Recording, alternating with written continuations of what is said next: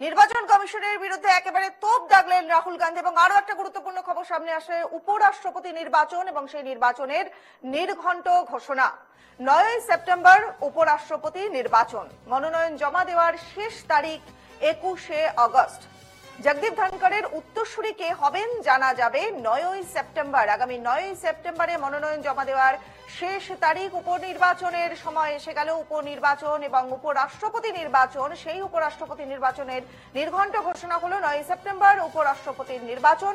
মনোনয়ন জমা দেওয়ার শেষ তারিখ 21শে আগস্ট। জগদীপ ধনকর তিনি পদত্যাগ করবার পর তার উত্তরসূরি কে হবে যাবতীয় বিষয় জানা যাবে 9ই সেপ্টেম্বরে। উপরাষ্ট্রপতি নির্বাচনের নির্ঘণ্ট ঘোষণা হয়ে গেল। মনোনয়ন জমা দেওয়ার শেষ তারিখ 21শে আগস্ট। আমাদের সহকর্মী বাসব রায় রয়েছেন এই মুহূর্তে আমাদের সঙ্গে।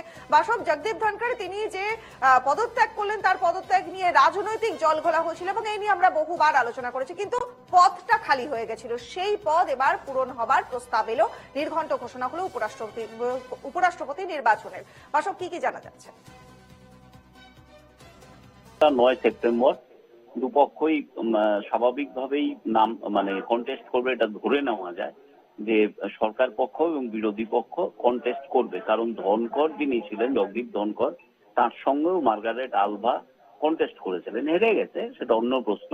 যার সংখ্যা বেশি সেই জিতবে। তো 9 সেপ্টেম্বর এই নির্বাচন হবে এবং 21 আগস্টের মধ্যে নামসাম জমা দিতে হবে, এটা ঠিকই আছে। তবে উপরাষ্ট্রপতির নির্বাচনের যে নিয়মটা সেটা খালি বলে দিই। হ্যালো,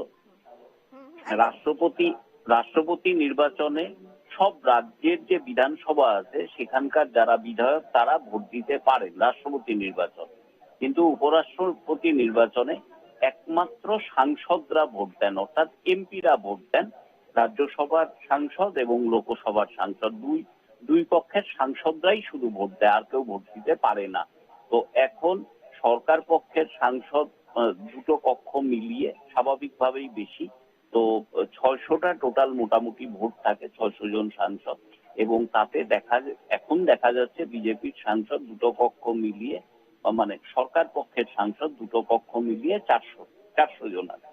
তো স্বাভাবিকভাবেই সরকার পক্ষে যে দাঁড়াবেন, যাকে দাঁড় করানো হবে তিনিই জিতবেন। আমরা ওই সময় ওই 9 সেপ্টেম্বর সেদিন আরেকজন উপরাষ্ট্রপতির নাম জানতে পারবো। এই হচ্ছে মূল জায়গা।